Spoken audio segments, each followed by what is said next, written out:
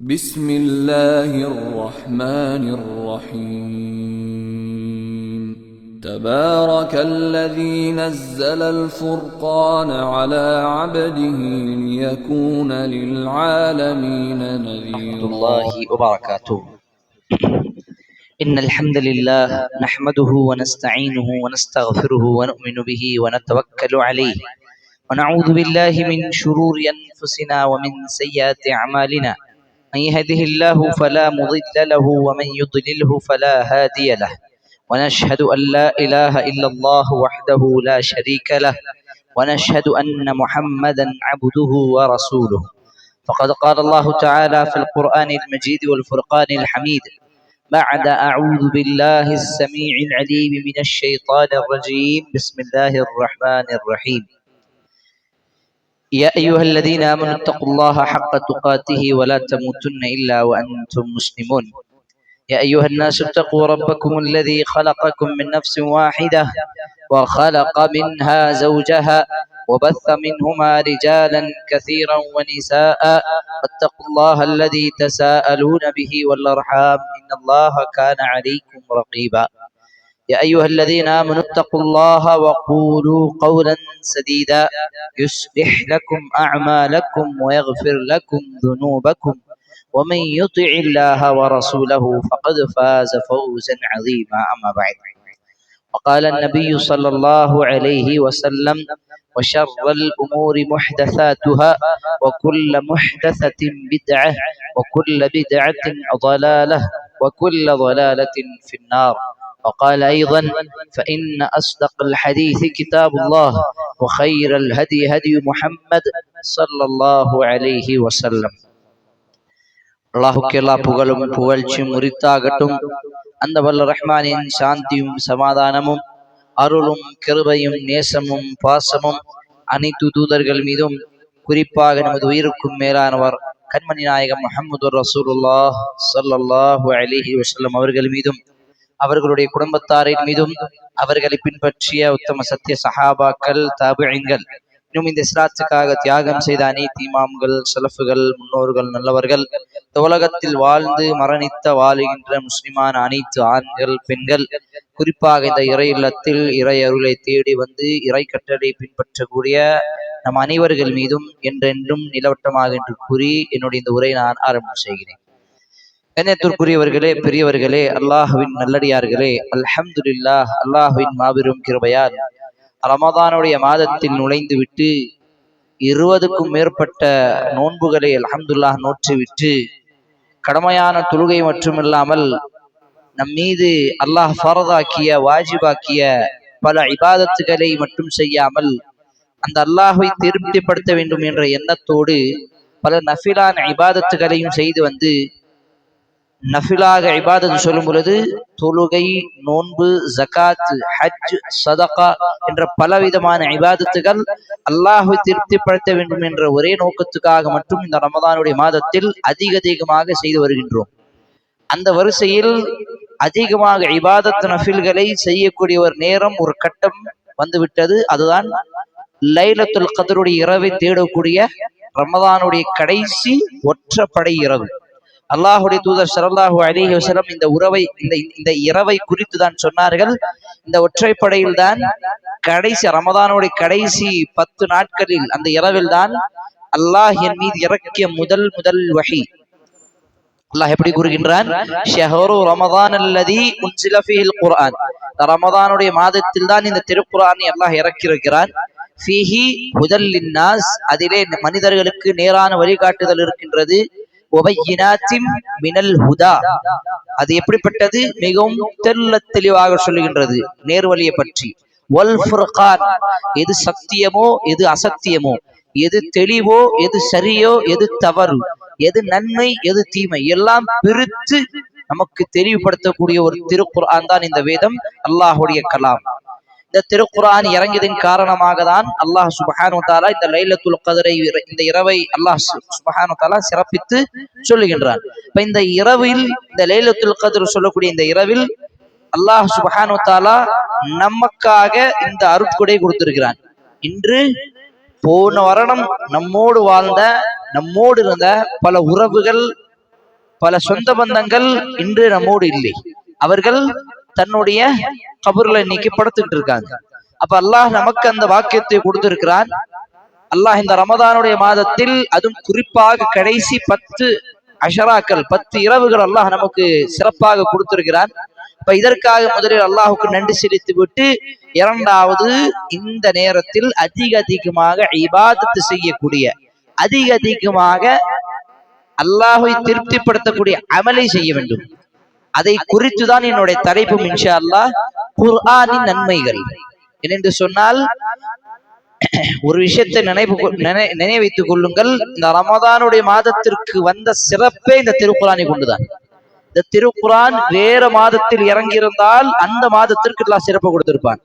இந்த மாதத்தில் தான் இந்த திருக்குரான் இறங்கியது. அதற்காக தான் இந்த ரமதானுக்கு லைலத்துல் கத்ருக்கு எல்லாத்துக்கும் இவ்வளவு சிறப்பு. இமாம் இப்னு கஸீர் ரஹ்மத்துல்லாஹி அவர்கள் தன்னுடைய தஃப்ஸீர் இப்னு கஸீரில் கூறுகின்றார்கள், இந்த குர்ஆனை ஒட்டி, இந்த குர்ஆனை சார்ந்து என்னென்ன விஷயங்கள் வருகின்றதோ அல்லாஹ் எல்லாவற்றத்திற்கும், அல்லாஹ் எல்லாத்துக்கும் அந்த சிறப்பை கொடுத்துகின்றான். நீங்க யோசித்து பாருங்கள், அல்லாஹ் இறக்கி இந்த திருக்குர்ஆன் யாருக்கு? இந்த மனிதர்களுக்காக, நேர்வழிக்காக தான். அல்லாஹ் மற்ற படைப்புகளை விட இந்த படைப்புகளுக்கு அல்லாஹ் சிறப்பை கொடுத்திருக்கிறான். சூரத்துல் பனி இஸ்ராயில் 17வது அத்தியாயத்தில் அல்லாஹ் கூறுகின்றான், வலகத் கர்ரம்னா பனி ஆதம் வமிம்மன் ஃபத்தல்னா. அல்லாஹ்வுடைய தூதர் ஸல்லல்லாஹு அலைஹி வஸல்லம் அவர்களுக்கு வசனம் இறங்குகிறது, வலகத் கர்ரம்னா பனி ஆதம், ஆதமுடைய மகனுக்கு நாங்கள் மரியாதை கொடுத்திருக்கிறோம். அல்லாஹ் இந்த இடத்தில் முஸ்லிமோ முஃமினோ இஸ்லாத்தை பின்பற்றக்கூடிய ஒரு மனிதனோ என்று குறிப்பிடாமல், அல்லாஹ் குறிப்பிடாமல் சொல்லக்கூடிய ஒரு படைப்பை, ஒரு மனித படைப்புக்கு நாங்கள் மரியாதையும் அந்த கண்ணியத்தை கொடுத்திருக்கிறோம். காரணம், அல்லாஹ் இந்த படைப்புகளுக்கு மிக உயர்ந்த அந்தஸ்துகளை கொடுத்திருக்கிறான், பல சிறப்புகளை கொடுத்திருக்கிறான். அதில் ஒரு சிறப்பு தான் இந்த திருக்குர்ஆன். இந்த திருக்குர்ஆன் இந்த சமூகத்திற்கு இறங்கியது. அது மட்டும் இல்லாமல் இந்த மனிதர்களுக்கு இறங்கியது. அதற்காக இந்த மனிதர்களுக்கு ஒரு சிறப்பு உண்டு. அது மட்டும் இல்லாமல் இமாம் இப்னு கஸீர் ரஹ்மத்துல்லாஹி அவர்கள் சொல்லுகிறார்கள், இந்த குர்ஆனை ஒட்டி இருக்கக்கூடிய, இந்த குர்ஆனை யார் இறக்கினார்களோ அந்த மலக்குமார் எல்லா மலக்குமார்களை விட சிறந்தவர். யார் கொண்டு வந்தார் இந்த திருக்குர்ஆனை? மலக்குமார்களை யார் கொண்டு வந்தது? ஜிப்ரீல் அலைஹிஸ்ஸலாம். எல்லா மலக்குமார்களுடைய தலைவர் தான் ஜிப்ரீல் அலைஹிஸ்ஸலாம். எல்லா மலக்குமார்களை விட சிறப்பான ஒரு தூதர் தான் மாணவர்களில் ஜிப்ரீல் அலைஹிஸ்ஸலாம். எந்த நபியின் மீது இந்த திருக்குர்ஆன் இறங்கியதோ அந்த நபிக்கு அல்லாஹ் சுப்ஹானஹு வ தஆலா எல்லா நபியை விட சிறப்பாக அல்லாஹ் கொடுத்திருக்கிறார். யார் அவர்? நம்முடைய தூதர் முஹம்மது நபி ஸல்லல்லாஹு அலைஹி வஸல்லம். அப்ப முஹம்மது நபி ஸல்லல்லாஹு அலைஹி வஸல்லம் அவர்கள் எல்லா நபிமார்களை விட சிறந்தவர். காரணம், அவர்களுக்கு அல்லாஹ் இந்த திருக்குர்ஆனை கொடுத்து சிறப்பமாக ஆக்கி வைத்தார். அது மட்டுமில்லை, எந்த மொழியில் இந்த திருக்குர்ஆன் இறங்கியதோ அந்த மொழிக்கு அல்லாஹ் சுப்ஹானஹு வ தஆலா தனி சிறப்பை கொடுத்திருக்கிறான். இன்னா அன்ஸல்னாஹு, நாங்கள் இந்த திருக்குர்ஆனை இறக்கி இருக்கிறோம். எப்படிப்பட்டது? அரபி மொழியில், பிலிசானின் அரபிய்யின் முபீன், தெளிவான, எல்லோருக்கும் சிறிதளவு முயற்சி எடுத்தால் புரிகின்ற அளவுக்கு இலகுவான வழியில் இந்த திருக்குர்ஆனை அழகான ஒரு மொழி, அரபி மொழியில் இறக்கி இருக்கிறோம் அல்லாஹ் கூறுகின்றான். எல்லா மொழிகளை விட இந்த அரபி மொழிக்கு பல சிறப்புகள் இருக்குது. என்ன சிறப்பு தெரியுமா? நம்மளுடைய தமிழ் வார்த்தைகளை பற்றி நாம பல சிறப்புகளை இந்த தமிழ்நாட்டுல பல வீடியோக்கள்ல பார்த்திருப்போம். அரபியுடைய சிறப்பு பற்றி யாராவது கேள்விப்பட்டிருப்போமா? அரபி ஒரு வார்த்தை, அரபியில் இருக்கக்கூடிய ஒரு மொழி எப்படிப்பட்ட மொழி என்று சொன்னால், கடல் அளவுக்கு இருக்கக்கூடிய ஒரு மொழி. ஒரு வார்த்தை தேட போனீங்கன்னா அதுல பல வார்த்தைகள் நீங்கள் தேடலாம். ஒரு அர்த்தத்துக்கு பல வார்த்தைகள் இருக்கும், ஒரு வார்த்தைக்கு பல அர்த்தங்கள் இருக்கும். நம்ம ஒரு மணி நேரத்துக்கு 1 மணி, 2 மணி, 3 மணி, 4 மணி, அப்படி மணியாக தான் பிரிப்போம். 24 மணி நேரத்துக்கு. அரபியில 24 மணி நேரத்துக்கு 24 பெயர்கள், ஒவ்வொரு மணி நேரத்துக்கும் ஒவ்வொரு பெயர்கள். ஒரு பேரித்த பழம் தன்னுடைய ஒவ்வொரு ஸ்டேஜை தாண்டினதுக்கு அப்புறம் அதுக்கு ஒரு பெயர்கள். அல்லாஹ் அந்த நிலாவை பார்த்து கூறுகின்றான். நமக்கு தெரிஞ்ச நிலா, சந்திரன், பிறை, இவ்வளவுதான் தெரியும் தமிழ்ல. ஆனா அரபியில அல்லாஹ் பத்ருன்னு சொல்றான், அல்லாஹ் ஹிலால் என்று சொல்றான். அப்ப பல வார்த்தைகள் குர்ஆன்லயும் ஹதீஸ்லயும் பல அரபி வார்த்தைகள் இருக்குது. இந்த அரபி மொழி பல வார்த்தைகளை விட, பல மொழிகளை விட சிறந்தது என்று இப்னு கஸீர் ரஹ்மத்துல்லாஹி அவர்கள் இன்னும் பல மார்க்கறிஞர்கள் இதை கூறுகின்றார்கள். இது மட்டுமில்லாமல் இந்த குர்ஆன் எந்த மாதத்தில் இறங்கியதோ அந்த மாதம் எல்லா மாதங்களை விட சிறந்த மாதம் ரமதானுடைய மாதம்.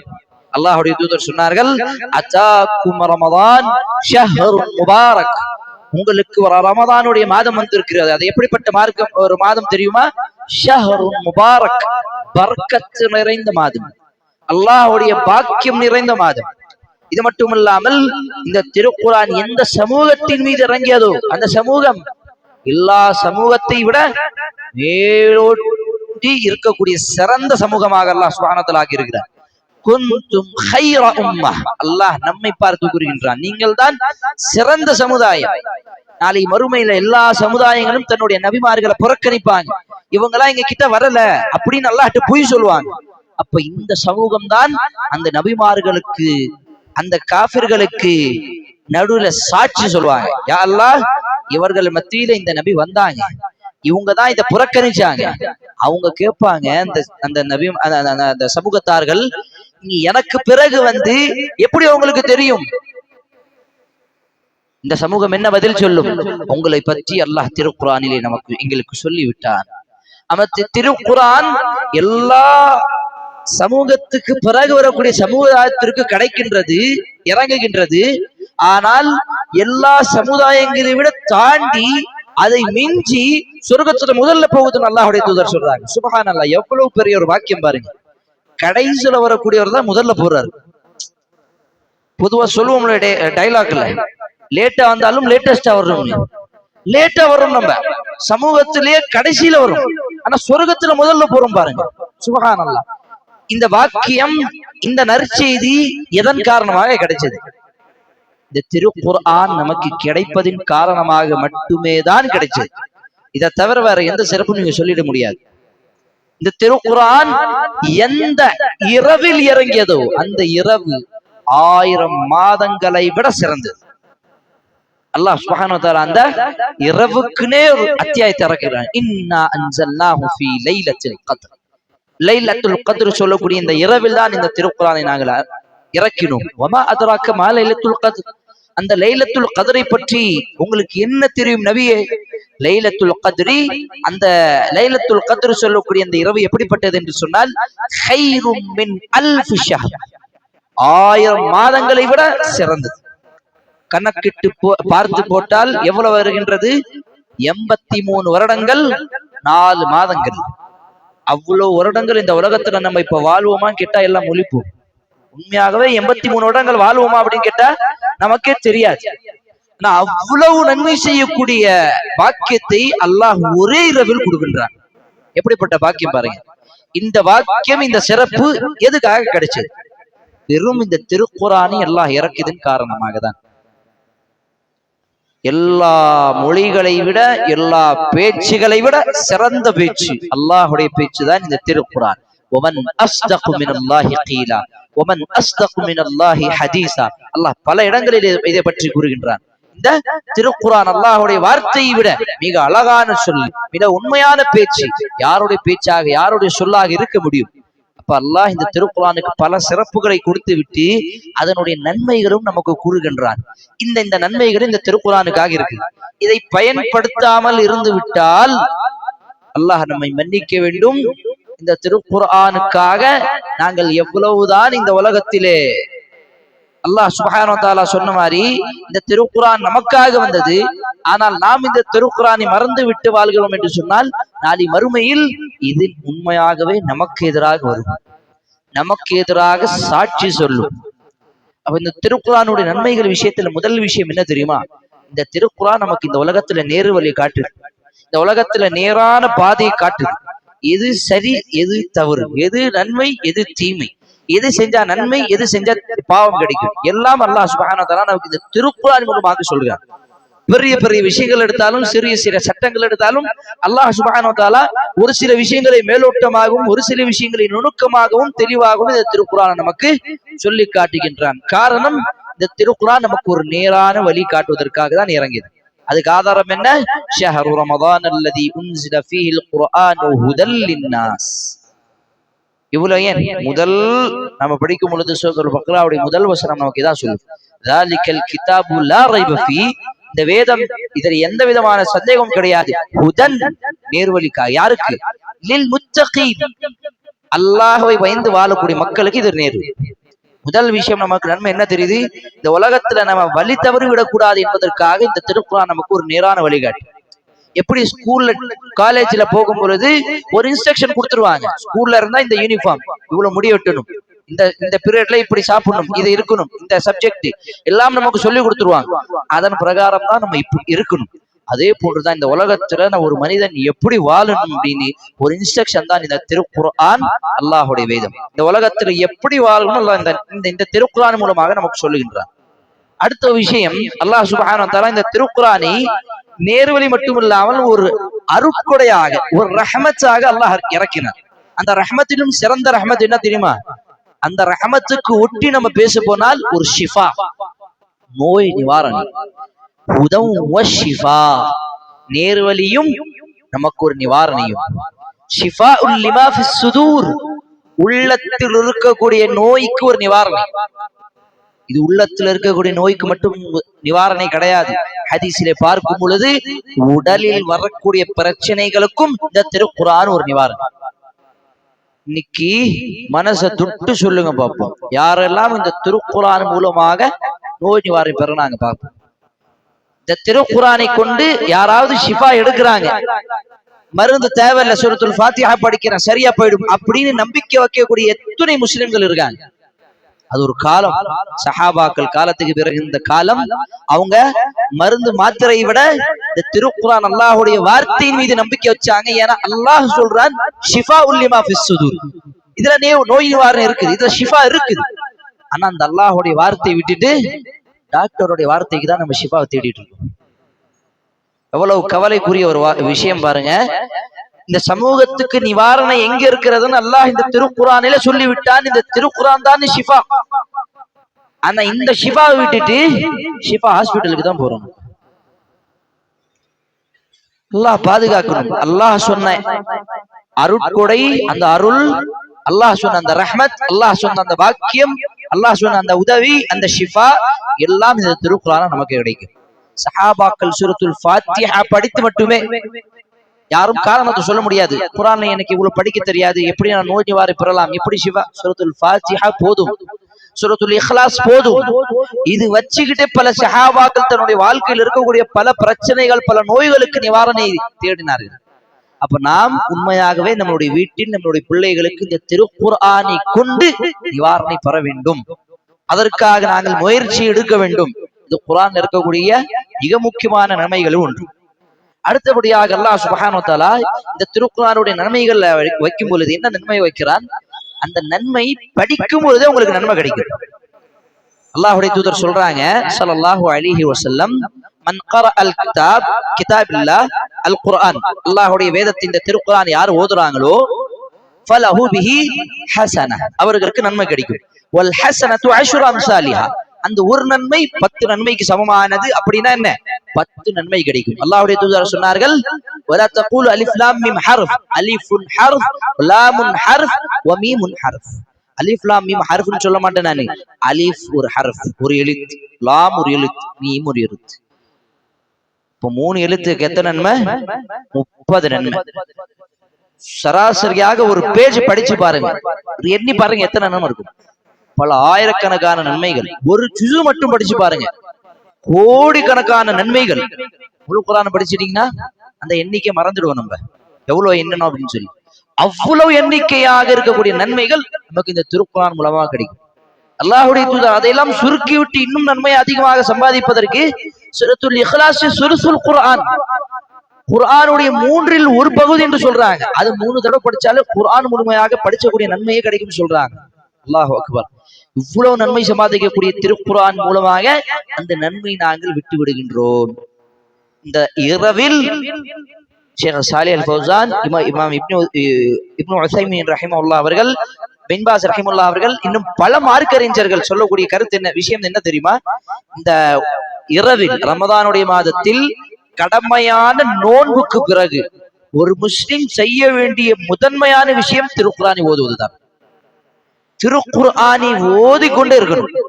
சலஃபுகள் மார்க்க அறிஞர்கள்ட்ட எப்படி தரும் வரலாற்று வரும், அவர்கள் கடைசி 10 இரவில் அதிகமாக குர்ஆன் ஓதுவாங்க. எவ்வளவு? சில பேர் 5, 10, 20 வரையும் எண்ணிக்கை தொட்டு இருக்கிறார்கள் என்று பார்க்கணும். 20 வரையும் தொட்டு இருக்கிறாங்கன்னு என்ன அர்த்தம்? ஒரு நாளைக்கு 2 குர்ஆன் முடிச்சிருக்காங்கன்னு அர்த்தம். அவ்வளவுலாம் படிக்க வேண்டாம். ஒரு ஒரு ஒரு ஜூஸ் படிக்கலாமே, ஒரு குர்ஆன் முடிக்கலாமே, அதுக்காக கொஞ்சம் நேரத்தை செலவழிக்கலாமே. ஆனா இதுலயும் நமக்கு ஒரு பெரிய பிரச்சனை என்ன? குர்ஆன் படிக்க வராது. அல்லாஹ் பாதுகாக்கும். இங்கிலீஷ் படிக்க வருது, தமிழ் படிக்க வருது, ஃபார்வர்ட் மெசேஜ் படிக்க வருது, ரீல்ஸ்ல ஷார்ட்ஸ்ல ஃபேஸ்புக்ல வர்றது கண்டது நியூஸ் எல்லாம் படிக்க வருது. அல்லாஹ் அனுப்பி அந்த மெசேஜ் நமக்கு படிக்க வரல. அல்லாஹ் அனுப்பி இந்த திருக்குர்ஆன் இந்த செய்தி என்ன இருக்குதுன்னு படிக்க வரல. அது கத்துக்கிறதுக்காக நாம முயற்சியும் எடுக்கல. படிக்க தெரியாதவர்கள் இந்த ரமதானை வாய்ப்பாக பயன்படுத்தி இந்த கடைசி இரவில் எப்படியாவது குர்ஆனை படிச்சு தெரிஞ்சுக்கோங்க. சிறிதளவாவது படிக்க ஆரம்பிச்சிருங்க. இன்ஷா அல்லாஹ் அல்லாஹ் உதவி செஞ்சு இந்த ரமதானுக்குள்ளார சராசரியாக படிக்கக்கூடிய அளவு இன்ஷா அல்லாஹ் அல்லாஹ் உங்களுக்கு அந்த வாக்கியத்தை கொடுத்துருவான். இப்ப சொல்லக்கூடிய நோக்கம் என்ன என்று சொன்னால், படிக்கக்கூடிய வார்த்தைகள்லயே நமக்கு நன்மை கிடைக்கும். வலகத் யஸ்ஸர்னல் குர்ஆன், அல்லாஹ் இப்படி கூறுகின்ற இந்த திருக்குர்ஆனை, இந்த திருக்குர்ஆனை படிப்பதற்கு, ஓதுவதற்கு, சிந்திப்பதற்கு, பயன்படுத்துவதற்கு இலகுவாக்கி வைத்திருக்கிறோம். யஸ்ஸர்னா, நாங்கள் இலகுவாக்கி வைத்திருக்கிறோம் இந்த திருக்குர்ஆன். ஃபஹல் மின் முத்தக்கிர், அல்லாஹ் கேள்வி கேட்கிறான். அஃபலா யததப்பரூனல் குர்ஆன், இந்த குர்ஆனை சிந்திக்க மாட்டீர்களா? பல பேர் குர்ஆனை படிக்கணும்னு சொல்லி வெறும் குர்ஆனை படிச்சுக்கிட்டு தான் இருக்காங்க. ஆனா அர்த்தம் என்னன்னு தெரியல. அல்லாஹ்வுடைய தூதர் சூரத்துல் ஜுமால சொல்றான், இந்த குர்ஆனை படித்து அதனுடைய அர்த்தத்தை புரியாதவர்களும் யூதர்களுக்கு சமம். எப்படி? மஸலுல் லதீன ஹும்மிலுத் தௌராத், தௌராத் அவங்க சுமந்திருக்கிறாங்க. அவங்க என்ன தெரியுமா? அவங்க சுமந்தது எப்படி சுமந்ததுக்கு சமம்? ஒரு கழுதை சுமந்ததுக்கு சமம். கழுதைக்கு மேல என்ன புத்தகம் இருக்கு, என்ன சுமை இருக்கு, அவருக்கு மேல என்ன ஒரு பாரத்தை போட்டிருக்காங்கன்னு கழுதைக்கு தெரியாது. அதே மாதிரிதான் யூதர்களுடைய சம்பவம் ஆயிடுச்சு. அவர்கள் மேல ஒரு சுமை, அல்லாஹ் சுப்ஹானஹு வ தஆலா ஒரு வாக்கியத்தை, ஒரு வேதமாக தௌராத்தை கொடுத்திருக்கிறான். அவங்க என்ன அப்படின்னு தெரியாமல் வெறும் படிக்கக்கூடியவர்களாக மாறிட்டாங்க. ஆகவே நம்ம வெறும் படிக்கக்கூடிய நபர்களாக மட்டும் இருக்கக்கூடாது. அந்த படித்த விஷயங்களை நாம புரியக்கூடிய அளவில் இருக்கும். தர்ஜுமாவோடு படிக்கக்கூடிய நிலைமைக்கு வரணும். ஒவ்வொரு வசனத்தோடு தர்ஜுமாவோடு படிக்கக்கூடிய ஒரு பழக்கத்தை நம்முடைய குடும்பத்துல, நம்மளுடைய வீட்டுல கொண்டு வரணும். இன்னைக்கு வெறும் குர்ஆனை சராசரியாக வேகமாக படிக்கக்கூடிய ஒரு கூட்டம் இருந்தாலும் அதை அர்த்தத்தோடு புரியக்கூடிய பல மார்க்கறிஞர்கள் எவ்வளவுதான் புரிய வச்சாலும் நம்மளுடைய மனநிலை எப்படி ஆயிடுச்சுன்னா, வெறும் குர்ஆனை படிச்சுக்கிட்டு தான் இருக்கணும், அர்த்தத்தை புரியக்கூடாது. அல்லாஹ் அக்பர். அப்படி இருக்கக்கூடாது. சஹாபாக்கள் எப்படி இருந்தாங்க தெரியுமா? அவர்கள் ஒரு வசனத்தை மனப்பாடம் செய்தாலும் படித்தாலும் அவர்களுக்கு நீண்ட நேரம் எடுக்குமா, நீண்ட காலம் எடுக்குமா. ஏன் தெரியுமா? அந்த வசனத்தை வெறும் படிக்கிறதுக்காக இருக்க மாட்டாங்க, வெறும் மனப்பாடம் பண்ண வைக்கிறதுக்காக அந்த வசனத்தை படிக்க மாட்டாங்க. அந்த வசனத்தை படிச்சா அமல் செய்யணும்னு இருப்பாங்க. உமர் பின் கத்தாப் அவர்கள் சொல்றார்கள், சூரத்துல் பக்ரா நினப்பு வைக்கிறதுக்கு எனக்கு 10 வருஷம் ஆச்சு. சூரத்துல் பக்ரா நினப்பு வைக்கிறதுக்கு 10 வருஷம் ஆச்சு. எவ்வளவு கஷ்டமா இருக்கும் அப்படின்னு நம்ம நினைப்போம்ல, அப்படிலாம் ஒன்றும் கஷ்டம் கிடையாது. அவர் படிச்சதை அமல்ல கொண்டு வரணும்னு இருந்தார். இப்படி எந்த சமூகம் இந்த காலகட்டத்தில் இருக்கு சொல்லுங்க? இப்ப இந்த சமூகத்தை, இந்த திருக்குர்ஆனை அல்லாஹ் இலகுவாக்கி வைத்திருக்கிறான். சின்ன சின்ன விஷயங்கள் அல்லாஹ் சுப்ஹானஹு வ தஆலா சட்டமாக கூறுகிறான். சட்டத்தை தான் இந்த திருக்குர்ஆன் முழுமையாக இல்லை, 3இல் 1 பகுதி தான் சட்டம். 2 பகுதி முழுமையாக ஏகத்துவத்தை பற்றியும் மறுமை சம்பந்தப்பற்றியும் தான் அல்லாஹ் சுப்ஹானஹு வ தஆலா கூறுகின்றான். அப்ப இந்த தௌஹீதை பற்றி நாம முழுமையாக அறிந்து கொள்ள வேண்டும் என்று சொன்னால் உண்மையாகவே இந்த திருக்குர்ஆனை படிக்க வேண்டும்.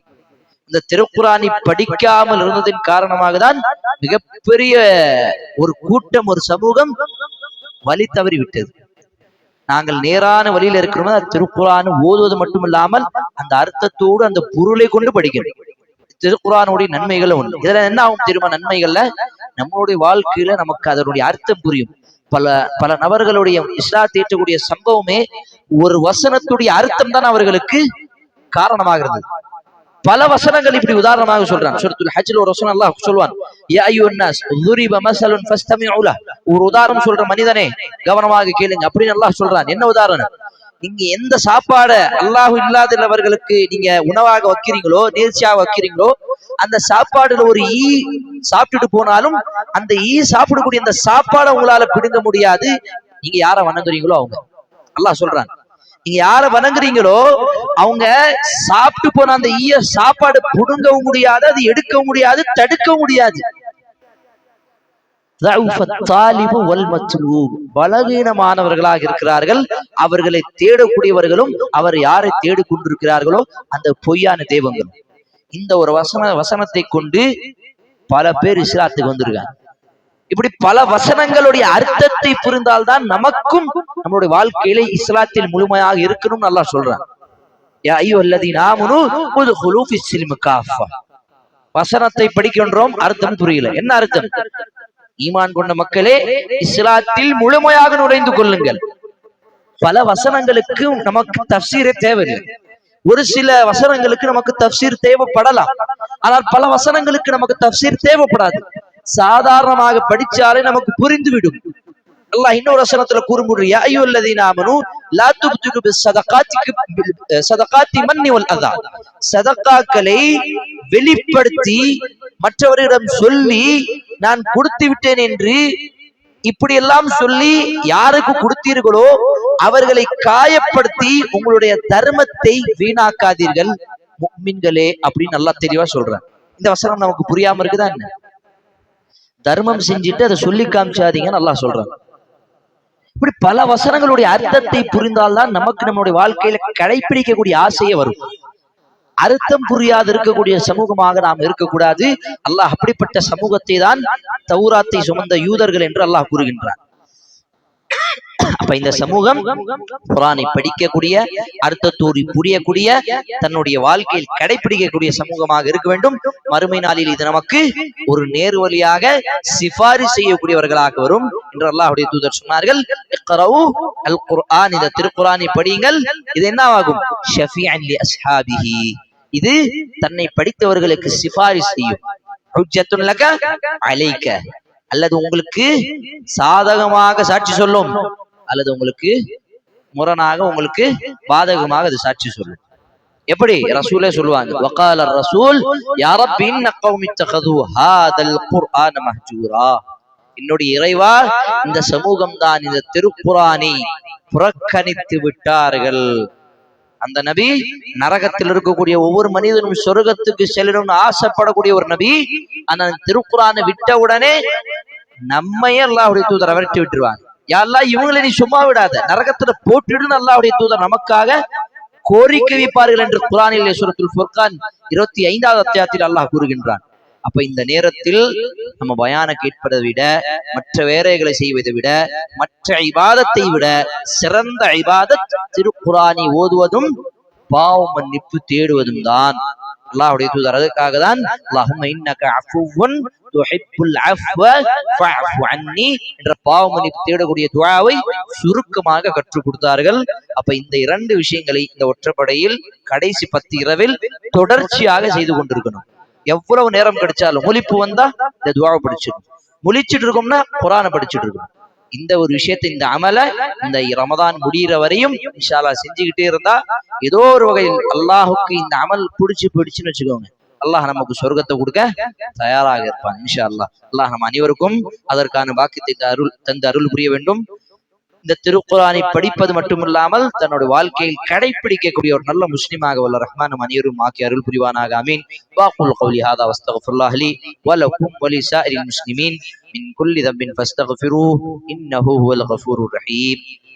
அஸ்ஸலாமு அலைக்கும் வரஹ்மத்துல்லாஹி வபரகாத்துஹு. சுப்ஹானக்கல்லாஹும்ம வ பிஹம்திக வ நஷ்ஹது அன் லா இலாஹா இல்லா அன்த வ நஸ்தக்ஃபிருக வ நதூபு இலைக்.